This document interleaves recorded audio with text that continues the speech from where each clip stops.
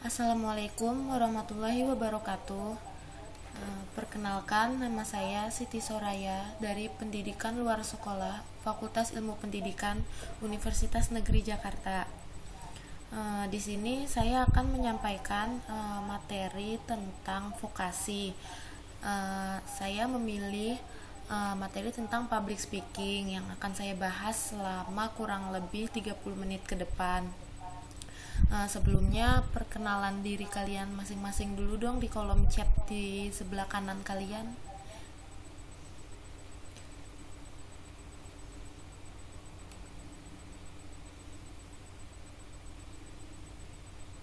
Tami ngetik, Tami ngetik anjir, ngetik lu goblok.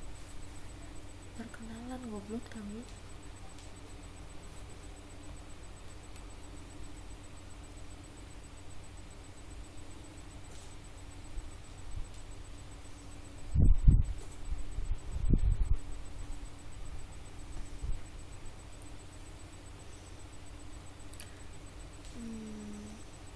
Oke, di sini Tami Poniati ingin tahu materinya seperti apa. Lanjut ke slide berikutnya ya. Ya, public speaking. Sebelumnya kalian udah tahu belum sih public speaking itu apa?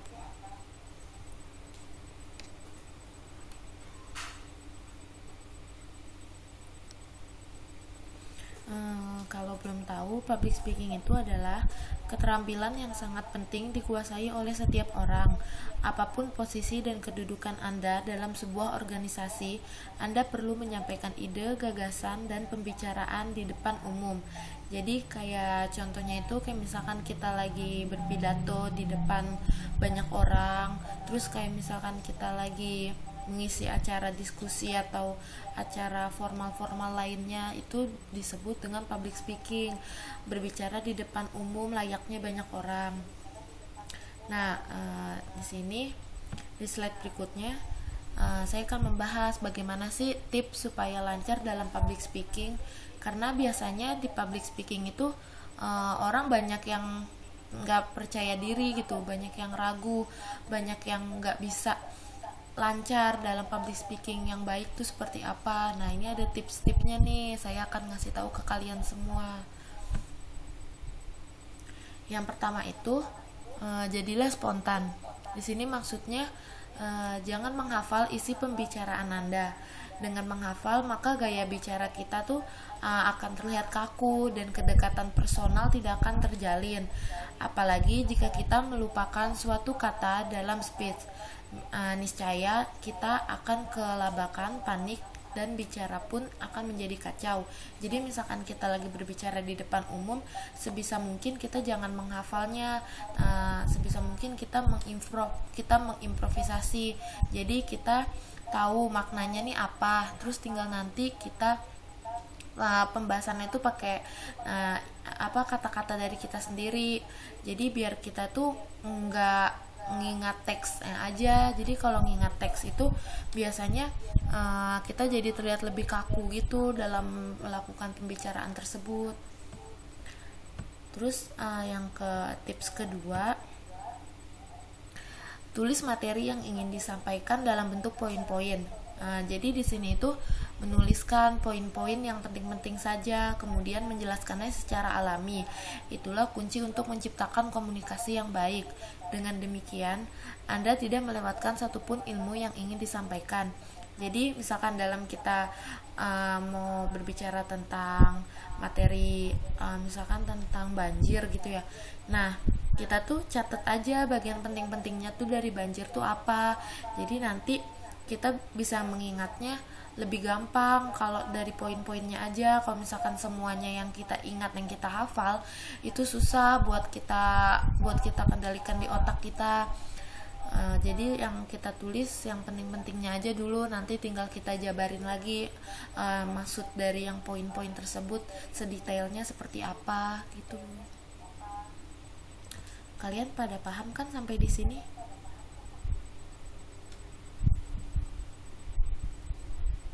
Lanjut ya. Yang ketiga itu interaksi dengan audiens. Nah, di sini ini paling penting nih. karena audiens itu kan ada di depan kita ya. Nah, untuk mendapatkan feedback dari audiens supaya komunikasi kita jadi lebih hidup, makanya jangan lupa untuk berinteraksi. Jadi kalau kita ada di depan para audiens, kita jangan cuek ke audiens tersebut. Kita harus mengajak para audiens tersebut untuk berinteraksi juga dengan kita. Misalkan kita ajak tanya jawab, kita ajak bercanda, kita ajak ngobrol, jangan didiemin gitu aja, karena para audiens pun kalau nggak diajak berinteraksi, mereka akan merasa bosan dengan apa yang kita sampaikan di depan itu. Terus selanjutnya, sisipkan humor. Nah, di sini yang tadi saya bilang, dari berinteraksi dengan para audiens, kita sisipkan nih lucuan-lucuan yang kita punya. Jadi kita nggak kaku banget dalam pembahasannya, ada sedikit humor-humornya, ada sedikit ketawa-ketawanya. Nah, kalau sisipkan humor itu di sini ini menurut Anthony Robbins. Jadi di sini dia mengatakan salah satu motivator dunia humor itu adalah pelumas yang dapat membantu penyampaian informasi menjadi lebih lembut. Nah, selanjutnya yang kelima ada penguasaan materi melahirkan improvisasi. Nah, di sini yang tadi saya bilang, lebih baik tuh kita mengimprovisasi daripada kita menghafal teks yang sebenarnya, karena kalau menghafal teks saja kita bakal terlihat kaku di depan para audiensnya. Tapi kalau misalkan kita mengimprov, insya Allah kita nggak kelihatan kaku. Jadi sebelum melakukan speech, penting untuk menguasai materi supaya kita bisa melakukan improvisasi, terutama apabila durasi Anda masih panjang sementara materi Anda sudah habis. Ya, misalkan contohnya ya, kita misalkan dikasih waktu buat berbicara di depan para audiens selama 20 menit. Terus kita udah nyampein nih materi kita, ternyata waktu kita masih tersisa nih 3 menit. Nah, 3 menit itu kalian jangan langsung ditutup gitu aja, kalian gunain aja, kalian bahas apa kayak gitu dengan improvisasi kalian, pemikiran dari kalian sendiri tentang pembahasan yang tadi udah kalian sampaikan.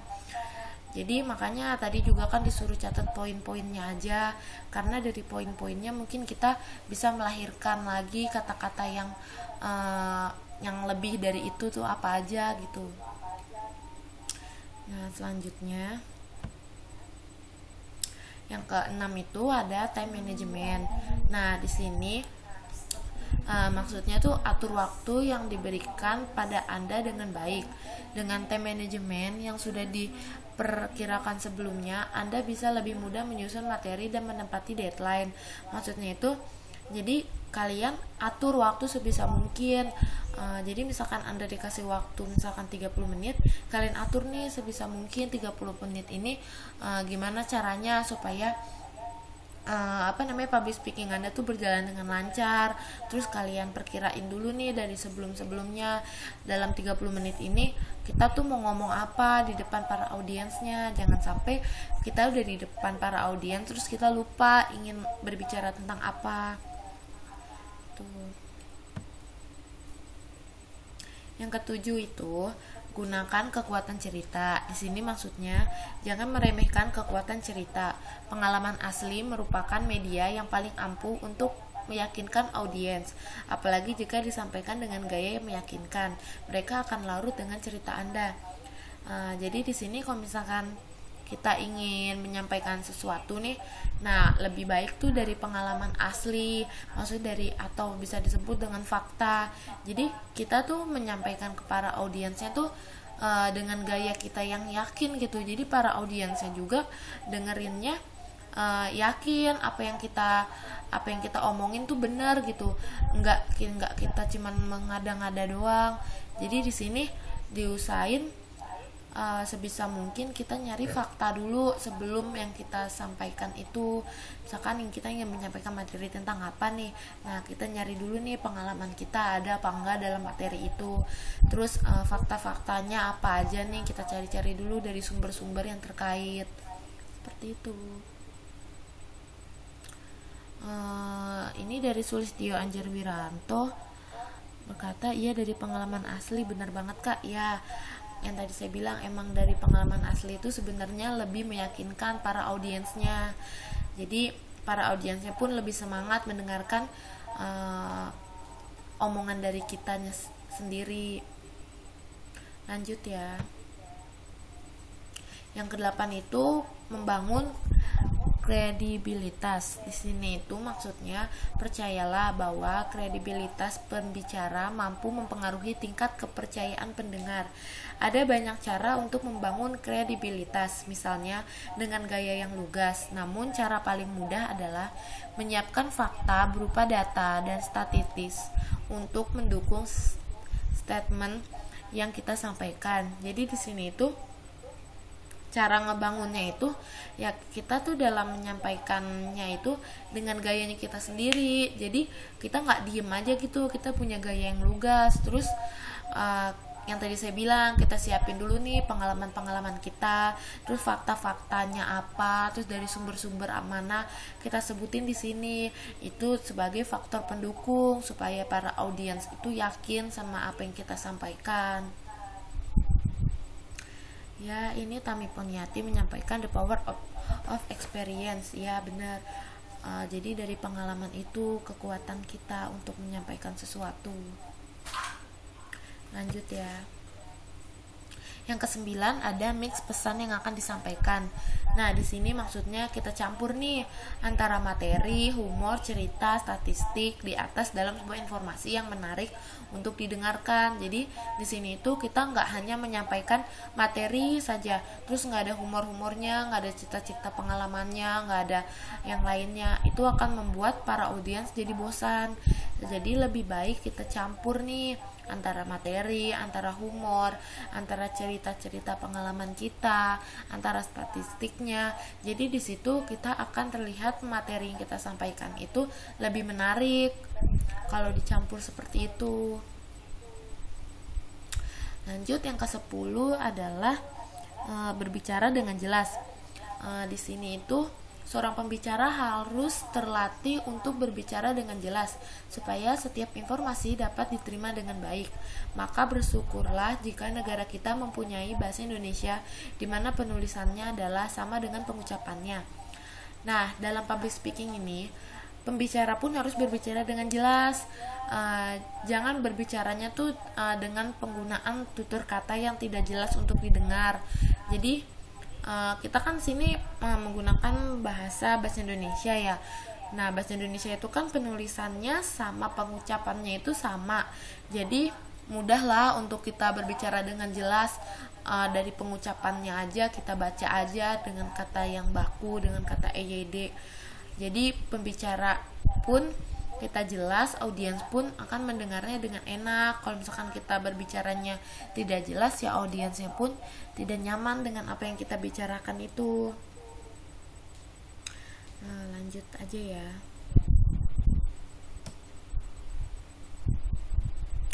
Yang ke-11 itu ada gunakan intonasi yang berbeda. Nah, di sini maksudnya apabila kita hanya menggunakan satu intonasi saja selama speech, maka speech kita akan terdengar datar dan boring.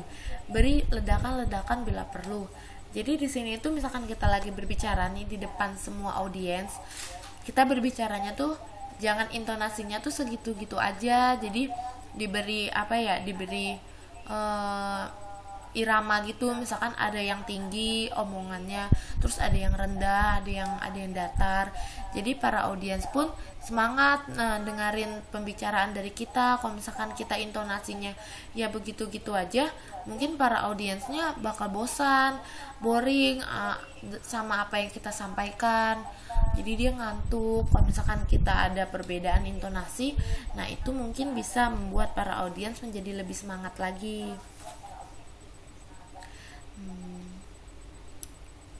Ini kalian pada paham apa bingung?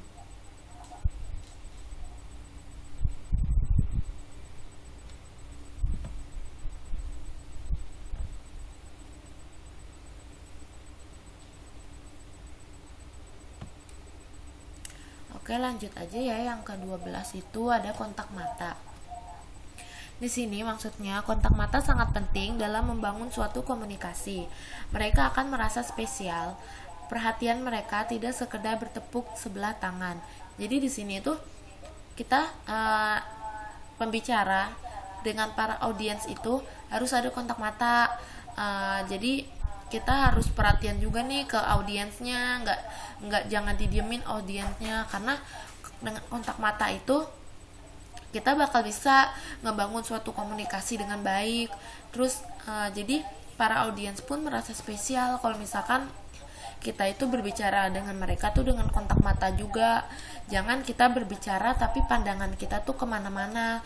Nah itu mungkin membuat para audiens tuh tidak dihargai oleh kita. Jadi perhatian mereka itu dialihkan. Jadi ya sebisa mungkin kita perhatikan kepada audiensnya, kita bermain kontak mata, kita berinteraksi kepada mereka. Nah itu membuat para audiens menjadi senang.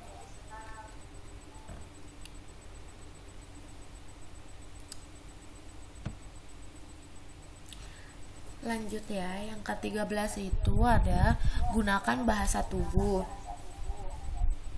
Di sini maksudnya, seringkali seseorang speaker tangannya mati ketika di depan publik, padahal bahasa tubuh mampu memberi penegasan-penegasan pada informasi yang ingin ditekankan. Maka seringlah mengangkat tangan Anda tinggi-tinggi di depan cermin untuk menemukan pose yang khas Anda banget. Jadi misalkan kita udah di depan para audiens nih, udah berbicara nih, terus tiba-tiba speaker yang kita pegang nih mati, nggak sengaja gitu tiba-tiba mati. Nah kita kan kadang suka bingung ya kalau misalkan speaker mati, kita harus kayak gimana. Nah seharusnya kita lanjutin aja tuh pembicaraan kita ke para audiens, lanjutin aja dengan bantuan dari gerakan bahasa tubuh kita.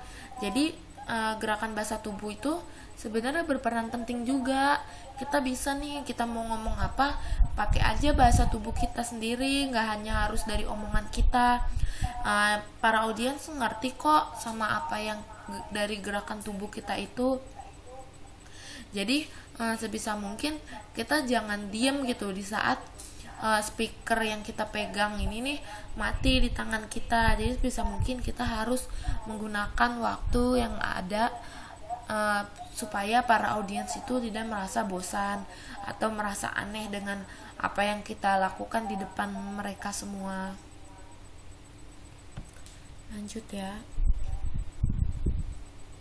Yang ke-14 itu hindari kata atau Jadi daripada kita menggunakan kata atau akan lebih baik bila Anda menutup mulut dan kemudian mengambil nafas. Setelah itu baru memikirkan apa yang ingin disampaikan selanjutnya. Jadi kebanyakan orang tuh di sini ya, kalau misalkan lagi public speaking di depan banyak orang, mereka tuh sering menggunakan kata Nah itu jadi kebiasaan sih sebenarnya. Jujur aja saya juga masih menggunakan kata itu kalau misalkan kita lagi lupa apa yang kita ingin omongin. Sebenarnya sih itu kurang baik ya, kita hindari kata-kata itu. Lebih baik kita itu menutup mulut dengan berbicara apa-apa, terus kemudian kita tuh menarik napas, ambil napas. Nanti baru pas udah ngambil nafas, kita udah relax, baru kita mikir apa nih yang kita akan sampaikan. Jangan kita ngomong jangan kayak gitu. Tapi ya emang susah sih. Kalau emang itu udah terbiasa, saya juga masih seperti itu kok.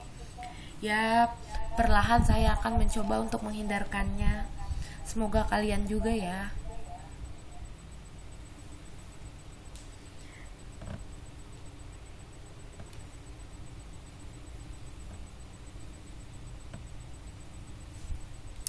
Lanjut ya. Yang ke-15 ada be interesting. Di sini maksudnya posisikan diri Anda sejajar, jangan minder. Anda akan tampak lebih interesting untuk dilihat. Jadi di sini itu di saat kita ingin tampil di depan banyak orang, di depan publik umum, kita itu harus pede, kita itu jangan minder. Kita harus posisikan diri kita sejajar.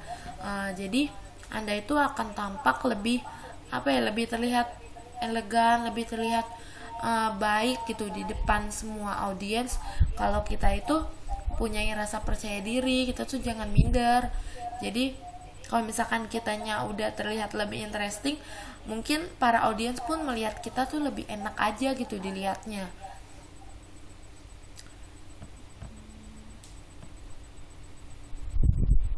Lanjut ya, yang ke-16 itu ada tunjukkan rasa percaya diri Anda.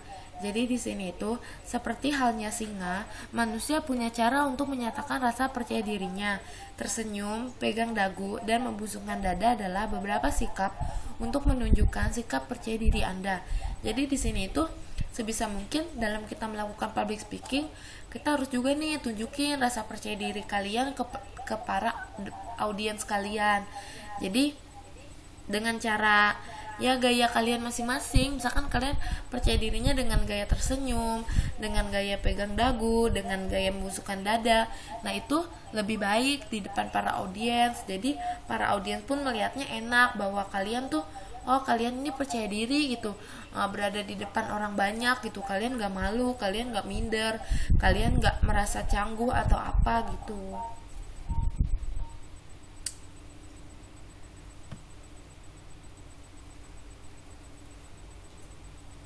Nah, yang ke-17 itu buang tekanan yang Anda tekankan, yang Anda rasakan, maaf, salah. Nah, di sini tuh maksudnya rasa gugup mungkin akan menyelimuti perasaan Anda saat akan mulai berbicara. Hal tersebut normal. Pembicara yang berpengalaman pun terkadang masih dihinggapi rasa gugup.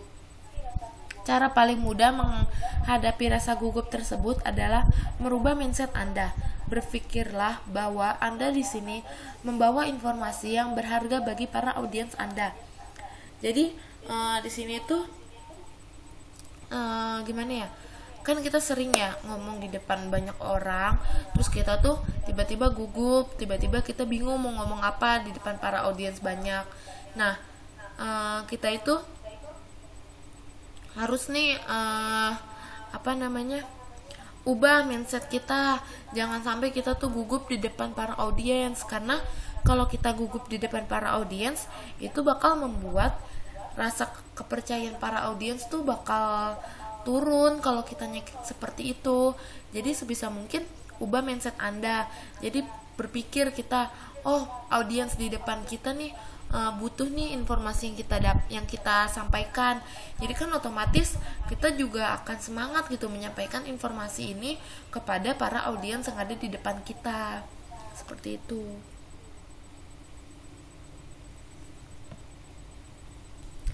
Nah, lanjut yang ke-18 itu persiapan.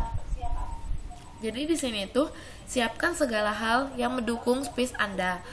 Mulai dari poin-poin yang paling kecil sekalipun seperti sapu tangan di saku dan air mineral. Jadi dalam kita melakukan public speaking ini, kita juga harus mempunyai persiapan nih sebelumnya. Misalkan kita bawa air mineral, terus kita misalkan bawa sapu tangan di tangan kita.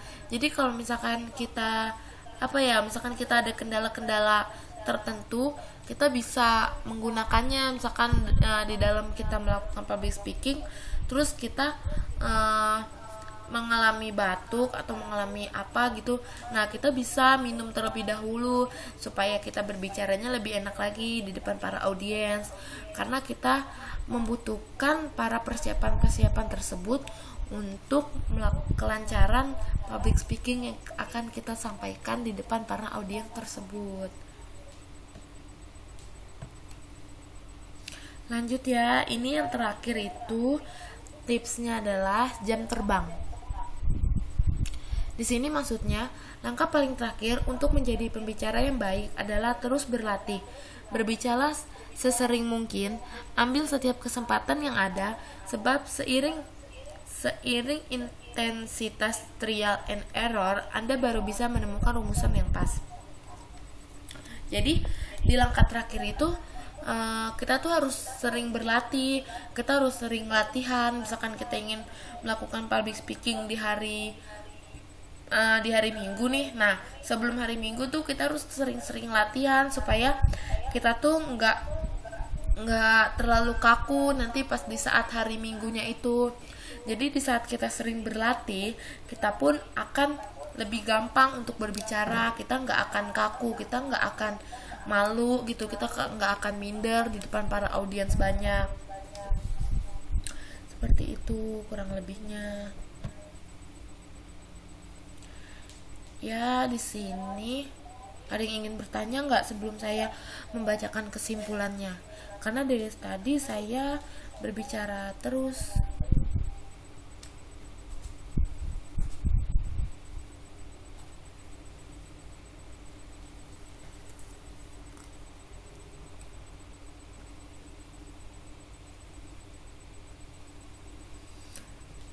Dari Tami Poniati, makasih, bilang bagus pemaparannya, makasih. Ya cukup ya. Ya udah, langsung aja ya baca kesimpulannya. Jadi kesimpulannya itu, komunikasi bukanlah apa yang disampaikan, melainkan apa yang diterima. Sebab komunikasi bisa dibilang berhasil apabila informasi yang kita sampaikan dapat diterima dengan baik oleh lawan bicara kita. Apalagi saat kita berbicara di depan umum atau publik. Anda perlu mempersiapkan diri di sini, sebab seiring dengan kesuksesan, Anda akan butuh pembicara di depan publik. Dan ada 19 tips lancar public speaking yang tadi sudah saya sampaikan. Jadi kesimpulannya itu, komunikasi itu sebenarnya yang kita sampaikan itu lebih penting apa yang para audiens terima. Karena kalau kita udah berbicara panjang lebar tapi audiensnya tidak mengerti apa yang kita jelaskan tadi, itu sama aja nihil, sama aja percuma gitu. Jadi lebih baik kita menjelaskan dengan perlahan supaya para audiensnya mengerti. Nah, itu baru yang disebut dengan komunikasi yang baik. Itu seperti itu, kita menyampaikan terus para audiensnya semuanya mengerti dan menerima feedback dari kita yang apa yang kita sampaikan. Dan tadi itu ada 19 tips lancar public speaking. Semoga 19 tips tersebut dapat Anda lakukan dan Anda praktekkan supaya public speaking Anda lancar dan lebih baik lagi. Nah, ini tidak ada pertanyaan lagi ya. Ya udah, kalau itu saya tutup aja pemaparan saat ini. Terima kasih buat kalian yang udah nonton pemaparan saya. Walaupun di sini kameranya tidak on semua, mungkin ada gangguan jaringan atau apa, saya maklumin. Terima kasih juga buat yang udah bantu ngerespon saya di kolom chattingan sebelah. Makasih banyak, mohon maaf kalau saya ada salah-salah kata dalam berbicara. Kurang lebihnya mohon maaf. Wassalamualaikum warahmatullahi wabarakatuh.